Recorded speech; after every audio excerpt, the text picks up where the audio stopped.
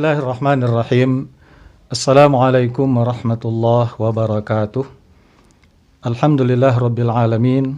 Allahumma salli ala Muhammadin wa ala alihi wa ashabihi ajma'in. Amma ba'du. Kaum muslimin, para pencinta Islam rahimakumullah. Pada kesempatan ini kajian kita atau pembahasan kita berkaitan dengan firman Allah Subhanahu wa taala, ya ayyuhalladzina amanu. Di dalam Al-Qur'an banyak perintah atau larangan yang diawali oleh Allah dengan panggilan ya ayyuhalladzina amanu. Bahkan dalam penyelidikan ulama ada sekitar 89 ayat dalam Al-Qur'an yang diawali dengan ya ayyuhalladzina amanu. Lalu sekarang timbul permasalahan, apa rahasia dari panggilan itu? Kenapa Allah menyebut dengan ya ayyuhalladzina amanu? Lalu apakah itu berbeda dengan Islam? Sementara dari kajian ulama fikih misalnya, syarat suatu ibadah itu disebut hanya dengan Islam. Katakan perintah ya ayyuhalladzina amanu kutiba alaikumusiyam misalnya. Hai orang beriman diwajibkan puasa. Ketika kita membaca kitab fikih, ulama menjelaskan tidak iman, tapi Islam. Syarat wajib puasa muslim misalnya, orang Islam. Sementara di ayat yang dipanggil orang yang beriman. Ini muncul pertanyaan seperti itu.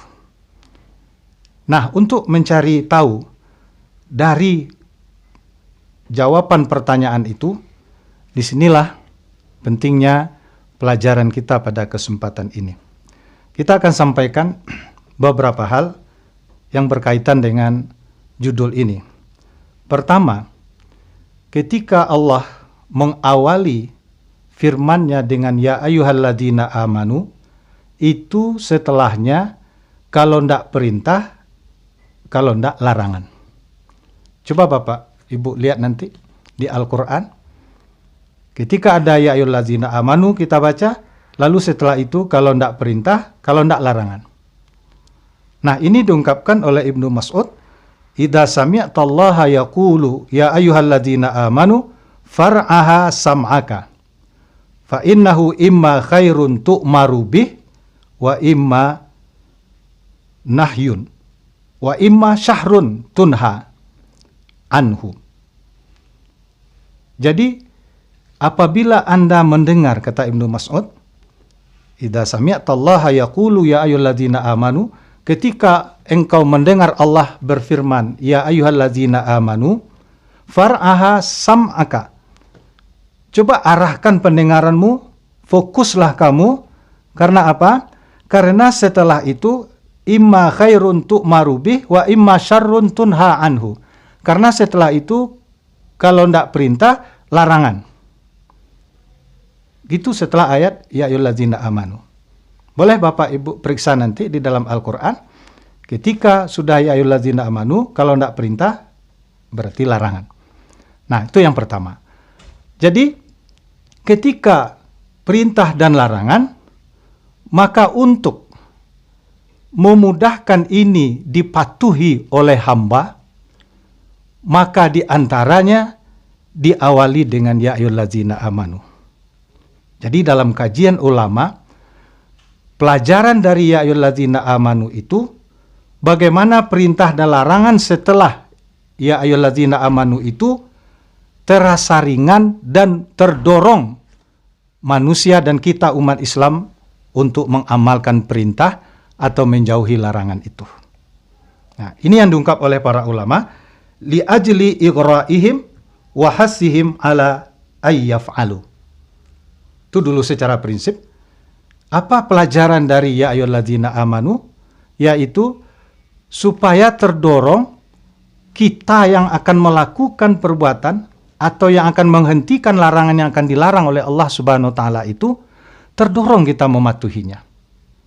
Itu secara umum dibahas oleh ulama. Sekarang kita lihat, Kenapa kok sampai terdorong? Kenapa kok sampai mendorong kita mematuhi perintah setelah disebut ya ayyuhalladzina amanu? Di sini dijelaskan lagi. Karena yang pertama, Allah mendorong kita dengan itu min jihatil hasi 'alal qiyam bilawazimil iman. Disebutkan ya ayyuhalladzina amanu itu supaya yang mendengar ini, Bapak Ibu yang mendengar, kita yang mendengar, terdorong kita melakukan karena memang yang ada pada diri kita itu yang diingatkan oleh Allah. Kamu kan sudah beriman, kamu kan punya iman, ayo kalau sudah punya itu berbuat sesuai dengan tuntutan yang dipunyai itu. Ini ulama mengkaji ke situ Bapak Ibu. Jadi seseorang itu berbuat kan didorong oleh apa yang dia miliki atau apa yang ada pada dirinya. Ketika apa yang ada pada diri itu diingatkan, maka kita akan terdorong melakukan itu. Seakan-akan Allah katakan, "Hei, kamu kan sudah beriman. Qumu bima yaqtadihi imanukum min imtithalil awamir wajtinabin nawahi." Ini. Kamu kan sudah punya iman. Ayo, iman yang kamu miliki itu patuhi apa yang dituntut oleh iman yang dimiliki itu. Kalau sudah memiliki iman, kan kita harus tunduk kepada Allah Subhanahu wa taala. Ini yang mendorong kita itu. Jadi seseorang secara umum di dalam kehidupan di dunia ini, bisa juga secara psikologi, bukankah kita manusia ini berbuat itu sesuai dengan yang kita miliki? Kita didorong untuk itu. Ketika Bapak Ibu memiliki satu ilmu pengetahuan misalnya di bidang A, maka biasanya setiap kata-kata, ucapan, atau perilaku itu mencerminkan sebagai seseorang yang memiliki pengetahuan A itu. Bahkan tidak jarang kita dengar seseorang memberikan argumentasi, memberikan alasan, saya kan latar belakang saya ini. Makanya saya mengatakan seperti ini. Sesuai dengan basic saya. Sering orang begitu Bapak Ibu. Ini tandanya apa? Orang berbuat sesuai dengan apa yang dia miliki. Itu juga Bapak Ibu merasa Bapak Ibu orang yang punya misalnya. Itu kan dalam perilaku keseharian Bapak Ibu terdorong berperilaku bagaimana kayaknya seorang orang yang berpunya. Itu biasanya. Apalagi disebut oleh orang. Sampai pula ke telinga kita dan kita menyadari pula itu. Ketika akan melakukan sesuatu, itu yang mendorong kita rasa itu tadi. Wah, kita kan berpunya ini. Masa seperti ini yang kita lakukan? Kita kan orang yang berpunya, masa segini kita akan menyumbang misalnya. Ini kan didorong oleh sesuatu yang dimiliki. Kita kembali ke ayat tadi Bapak Ibu. Begini ulama mengkaji mengkaji ayat ini untuk menyampaikan kepada kita bahasanya rahasia di balik itu adalah metode dan bahasa yang paling indah dipakai oleh Allah Subhanahu wa taala untuk kita bisa melakukan sesuatu pekerjaan dan menghentikan sesuatu yang dilarang oleh Allah Subhanahu wa taala. Karena diingat, kamu beriman. Ayo, kalau beriman harus begini perilakunya. Akhirnya terdorong kita. Ketika kita mendengar misalnya perintah puasa, ya ayyuhalladzina amanu kutiba alaikumusiyam, hai orang yang beriman. Ketika iman kita diketuk, berarti saya sudah punya iman. Iya, kalau sudah punya iman, berarti apa tuntutan iman ini? Berarti saya harus patuh dan tunduk. Itu tidak bisa diingkari Bapak Ibu. Begini Allah mengetuk hati kita. Ketika ingin memberikan perintah, ketika ingin memberikan satu larangan, diawali dengan ya ayyuhalladzina amanu, di antara pelajarannya untuk kita terdorong dan memudahkan kita mematuhi perintah itu. Karena iman di situ itu sejalan masuk juga di dalamnya Islam. Makanya kurang tepat kalau ada yang mengatakan, kalau yang dipanggil di sini orang beriman, berarti orang beriman tidak usah masuk, tidak usah kerjakan. Nah, itu kan tidak sesuai dengan dasar ini. Karena iman dan Islam itu, Bapak Ibu, ketika ayat Allah Subhanahu wa taala hanya menyebut satu saja, misalnya iman saja atau Islam saja, maka itu include kedua-duanya. Masuk. Ketika disebut iman, itu sebenarnya sudah ada di dalamnya Islam. Ini diungkapkan oleh Syekh Abdurrahman bin Nasir As-Sa'di dalam tafsir beliau, Taisir Karimir Rahman fi Tafsiri Kalamil Mannan. Kata beliau, ungkapan iman yadkhulu fihil Islam. Jadi ketika iman itu disebut, sebenarnya Islam sudah termasuk di dalamnya. Wa tadkhulu fihi al-a'mal as-salihah kulluha. Dan masuk di dalamnya amal saleh semuanya. Begitu pula Islam. Wa kadzalika al-Islam, begitu pula Islam, idza utlika dakhala fihil iman. Ketika Islam disebut sendirian, maka sebenarnya di situ termasuk iman. Jadi tidak bisa kita ini saya beriman, ini Islam.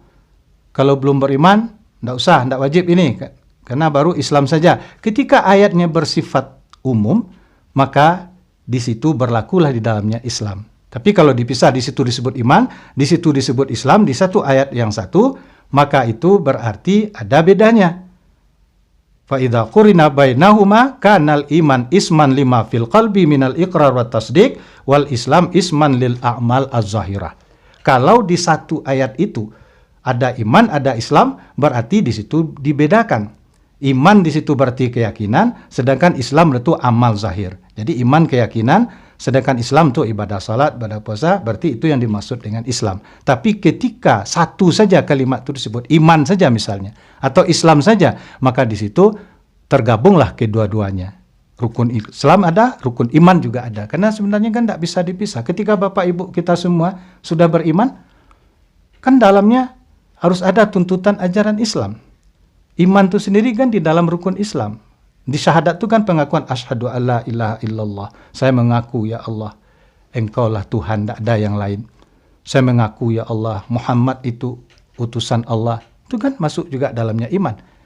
Tidak bisa sebenarnya ketika dia secara umum dan mutlak dipakai kalimat itu, maka iman dan Islam itu dia menyatu. Tapi kalau dipisah dalam satu ayat misalnya, maka iman berarti keyakinan, Islam berarti amal zahir, al-a'mal az-zahirah. Nah, kita kembali ke ayat tadi. Jadi, dengan disebut yang kita miliki, kamu kan sudah beriman. Iman kamu kan sudah ada, kamu kan sudah percaya kepada Allah. Nah, ayo, karena sudah percaya itu, ini perintah. Karena sudah percaya itu, ini larangan. Berarti akan mudah kita melakukan perintah dan menghentikan larangan, karena apa yang kita miliki disebut oleh Allah, diingatkan oleh Allah kepada kita. Cobalah kepada kita kalau diingatkan sesuatu, Bapak Ibu, disebut sifat kita dan keberadaan kita, kan kita akan berbuat sesuai dengan apa yang disebut itu. Coba Bapak Ibu, misalnya disebut orang saleh misalnya, Bapak Ibu pasti akan berbuat bagaimana seharusnya sikap orang saleh. Disebut Pak Guru misalnya. Ketika kita mendengar Pak Guru, di hati kita akan muncul perilaku, orang ini tahu saya guru, berarti saya harus bersikap dan berperilaku sebagaimana layaknya seorang guru. Begitu pengaruh sebutan. Jadi sebutan mengundang perilaku. Nah ini Bapak Ibu, di secara kejiwaan, sebutan mengundang perilaku. Jadi sebutan orang kepada kita, dan juga itu kita miliki, maka itu akan menimbulkan perilaku. Seperti tadi itu, Bapak disebut orang berduit, dan juga memang kenyataannya Bapak merasakan berduit, maka Bapak akan berperilaku bagaimana seorang berduit. Begitu seharusnya. Ibu misalnya, merasa cantik, memiliki kecantikan. Lalu disebut orang pula, ibu cantik, semua orang menyebut misalnya. Nah, biasanya, sebutan itu mengundang perilaku. Sehingga kita akan selalu tampil bagaimana layaknya seorang yang cantik. Begitulah sebutan mengundang perilaku. Jadi sebutan yang disampaikan itu harusnya mengundang perilaku yang sesuai dengan sebutan. Ini satu, ulama mengkaji apa rahasia panggilan dari ya ayyuhalladzina amanu itu. Ini kita kaji dari qawaidut tafsir, dari kaedah-kaedah menafsirkan ayat-ayat Al-Quran, agar kita tidak menafsirkan sendiri ayat itu. Apalagi dikatakan, kalau yang dipanggil orang beriman, berarti yang tidak beriman tidak wajib melakukan ini. Nah, akhirnya kelirulah pemahaman jamaah, kelirulah pemahaman umat. Maka di antara ulama mendekatkan pemahaman kepada kita, pertama, pelajaran dari ya ayyuhalladzina amanu itu, Allah mengingatkan sebenarnya kepada kita semua, pada saya, Bapak Ibu, yaitu kita sudah memiliki iman, karena sudah percaya, kita sudah bersyahadat. Di sana kita sudah Islam ini sudah percaya, sudah membaca 2 kalimat syahadat. Berarti kita sudah beriman. Diingatkan oleh Allah, karena sudah beriman, sebagai lawazimul iman, tuntutan dari iman itu harus patuh. Ini perintah. Tuntutan dari iman itu harus tunduk. Ini larangan. Baru datang larangan di situ. Baru datang perintah. Itu makanya setelah ya ayyuhalladzina amanu imma khairun tu'maru bih wa imma syarrun tunha anhu. Sesudah ya ayyuhalladzina amanu itu ada kalanya kebaikan yang kamu disuruh atau disuruh melakukan kebaikan, atau yang kedua dilarang melakukan yang mungkar. Itulah ya ayyuhalladzina amanu. Itu pertama. Jadi mendorong kita sebenarnya untuk mudah melakukan itu, karena diingatkan oleh Allah apa yang kita miliki. Dan manusia biasanya berbuat sesuai dengan apa yang dia miliki, sesuai dengan apa yang ada pada dirinya. Begitu dia akan selalu berbuat. Satu. Yang kedua, pelajaran dari ya ayyuhalladzina amanu itu adalah mengingatkan, ayyad'uwahum biqaulihi ya ayyuhalladzina amanu if'alu kadza au utsruku kadza yad'uhum biminnatihi alaihim bihadihil minnah. Nah, yang kedua, Allah ingin mengingatkan kepada kita bersama tentang nikmat yang sudah diberikan Allah kepada kita. Apa nikmat Allah itu? Nikmat iman. Karena iman itu nikmat Allah. Tidak semua orang bisa dapat itu. Bapak, Ibu yang sudah beriman, kita yang sudah Islam, ini nikmat Allah Subhanahu wa ta'ala. Karena kamu sudah dapat nikmat, karena kita sudah dapat nikmat, ayo, wujud dari orang yang mendapat nikmat apa? Harus berterima kasih dan bersyukur kepada yang memberi nikmat itu. Wujud dari bersyukur dan berterima kasih itu apa? Tunduk dan patuh kepada orang yang memberi. Itu pelajaran kedua. Jadi diingatkan kita sudah mendapat, Bapak, Ibu, saya, kamu semua kan sudah dapat nikmat. Ayo, kalau sudah dapat biasanya ngapa? Terima kasih. Patuh kepada orang yang memberi, maka terasa ringan oleh kita melakukan perintah dan menghentikan larangan setelah panggilan ya ayyuhalladzina amanu itu. Karena kita disadarkan dengan nikmat. Cobalah Bapak Ibu kita dekatkan ini dengan kehidupan kita sehari-hari. Ketika ada saja orang yang memberi sesuatu kepada kita, melepaskan sesak kita, memenuhi kebutuhan kita yang kita sangat terdesak, itu kan nikmat yang paling besar bagi kita, diberikan Allah melalui orang itu. Nah, apa perilaku kita? Biasanya kita akan berterima kasih, biasanya kita akan mau pula mengerjakan apa yang disuruh oleh orang itu. Bahkan tidak disuruh, tidak minta tolong orang itu, berusaha kita mencari akal, mencari jalan, bagaimana supaya bisa pula saya berbuat baik kepada orang ini. Walaupun dia tidak minta tolong kepada kita, tapi karena kita merasa mendapat dari dia, kita merasa ada pemberian yang melepaskan kesulitan kita, maka kita akan berusaha untuk membalasnya. Walaupun dia tidak menyuruh kita bekerja, tapi kita akan cari-cari jalan. Bagaimana supaya saya bisa menolong orang ini? Bahkan terjadi apa-apa bagi orang itu, kita sudah cepat. Kadang tidak disuruh, tidak minta tolong orang itu, kita saja sudah datang. Ketika ditanya, kenapa kok begitu dengan bapak dan ibu itu? Ya, dia sudah banyak menolong saya. Sudah banyak kelapangan yang diberikannya kepada saya. Makanya, bagi saya tidak ada yang bisa saya balas, kecuali hanya mencari-cari jalan, cari peluang apa yang bisa saya berikan pula kebaikan kepada orang ini. Itu tidak disuruh, dicari malah. Begitulah kita dengan Allah Subhanahu wa ta'ala. Ketika kita sudah diberi nikmat iman ini, kita sudah bersyahadat, kita sudah Islam, kita sudah beribadah selama ini ibadah-ibadah yang lain, maka sekarang kalau ada perintah setelah ya ayyuhalladzina amanu itu atau ada larangan, maka itu coba ingat, dengan kalimat amanu, dengan kalimat kata-kata Allah, hai orang yang telah beriman itu, berarti Allah mengingatkan nikmatnya kepada saya. Nah, ketika kita menyadari nikmat dari Allah Subhanahu wa taala, tentu kita ingin untuk membalas kenikmatan itu dengan ketundukan. Lagi-lagi maka akan terasa mudah dan murah saja kita melakukan apa perintah yang akan diperintahkan setelah ya alladzina amanu itu, atau apa larangan yang akan dilarang kita untuk meninggalkannya. Inilah Bapak Ibu jamaah, para pencinta Islam, para pelajar, para angkatan muda, para mahasiswa yang sering juga mempertanyakan hal ini, baik di dalam kelas atau mungkin di luar kelas, di dalam kajian-kajian umum. Kenapa ada ya ayyuhallazina amanu? Apa rahasianya? Lalu kenapa tidak iman syarat dari suatu ibadah misalnya, padahal yang disebut dalam Al-Quran adalah ya ayyuhallazina amanu. Nah, inilah diantara penjelasan dari ulama. Jadi intinya kita simpulkan, secara umum ini dorongan kepada kita untuk mudah melakukan perintah atau larangan yang disuruh atau yang dilarang oleh Allah setelah ya ayyuhallazina amanu itu.